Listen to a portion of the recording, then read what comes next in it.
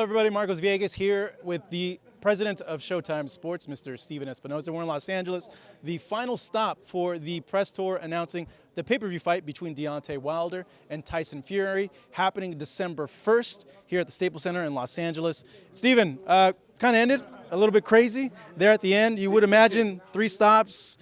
They're going to get into it at some point.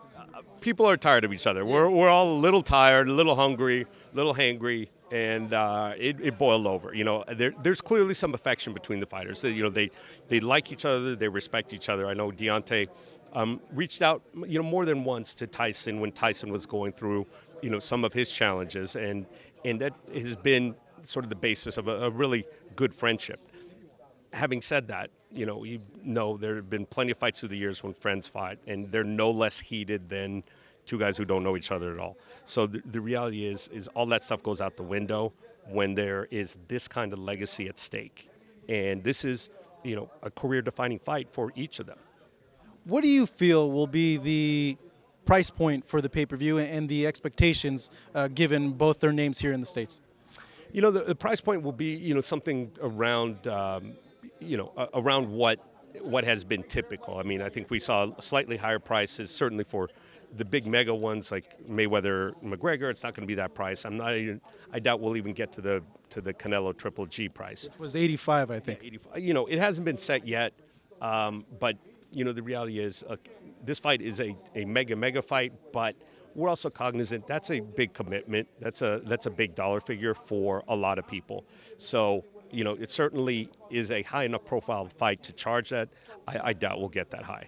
You know, in terms of the performance, you know, it depends. What's like your goal? What's like your personal goal? What are you hoping for? Look, if we look historically at where pay-per-view careers have been launched, you know, there's a range that virtually everyone has sort of fit into, whether it's De La Hoya, whether it's Mayweather, Pacquiao, and even Canelo.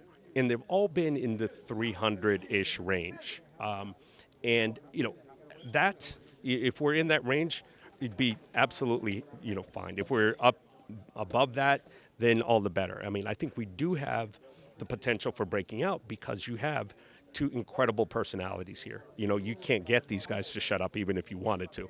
So great quotes, likable personalities, accessible personalities, and they're willing to do the work. You know, not every fighter nowadays is sitting there doing hours and hours, you know, and Deontay's been doing radio since 7 a.m. this morning, same as in New York yesterday, same as he did in London the day before. So when you have guys who have the personality, are willing to work this hard, you know, it's a great asset to have as a network executive. A lot of fans are wondering, why didn't this fight land in Las Vegas? It's here in Los Angeles. Good for us that live here in LA, but Vegas is just historic. There's a lot of legacy there having fights. So why did it land here as opposed to Vegas? Well, a lot of it had to do with, you know, with the events that are scheduled in Vegas and the availability of different venues. But there was also a feeling of, hey, maybe it's time to switch it up a little bit and refresh the audience, not always go to Vegas. And I think here there's been, you know, a lack of big-time fights. There's certainly, LA is a great fight town. It's been very busy, but in terms of the top tier fights, you have to go back to, you know, probably, you know, the De La Hoya Mosley, the Louis Klitschko, Marguerite, you know, those come along, you know, few and far between, and it's been a while since we had one. I think it's a good experiment. I love Vegas. Everybody loves Vegas, and there's a boxing history there that will never be erased. But once in a while, it's interesting to sort of take this as an experiment, and I think it's great for the fan base, particularly when you have, you know, a good portion of the arena priced at $75. Deontay Wilder wins. It's going to be a lot of expectation to make that Joshua fight. Joshua's with DAZN. Is that a huge problem now to make that fight? I don't think so. You know, DAZN has been very clear, Eddie Hearn has been very clear, that they don't believe in the pay-per-view model. That fight has to be a pay-per-view, right? It's a huge fight. I understand that, you know, they don't understand. They don't believe in the model. They never want to do the model. They don't have to do the model. You know, we're not asking for a long-term deal. We're asking for one fight, and I doubt that the networks and the platforms are going to get in the way of a all-time, you know, heavyweight unification, undisputed title fight. So I don't think that platforms will be an issue. There have been some, you know, failures to communicate, you know, not really getting on the same page deal-wise before. But the reality is that fight needs to happen in 2019. So who's at fault then?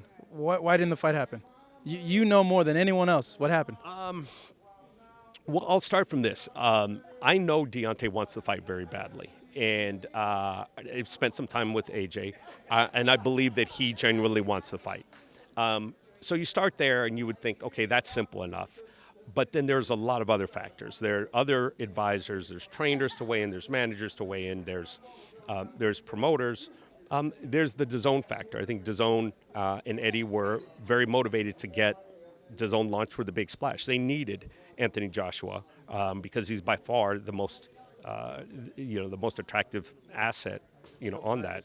So I think that was one obstacle. And there's, it's complicated. Quite honestly, I think there were mistakes made on both sides. But I did think the fight would happen in 2018, especially when I saw what was a completely legitimate verified offer for $50 million as a guarantee to the Joshua side. A $50 million purse would have been the biggest purse ever paid to a heavyweight. Would have been the most lucrative heavyweight fight in history. From my perspective, it's really surprising to see someone turn that down.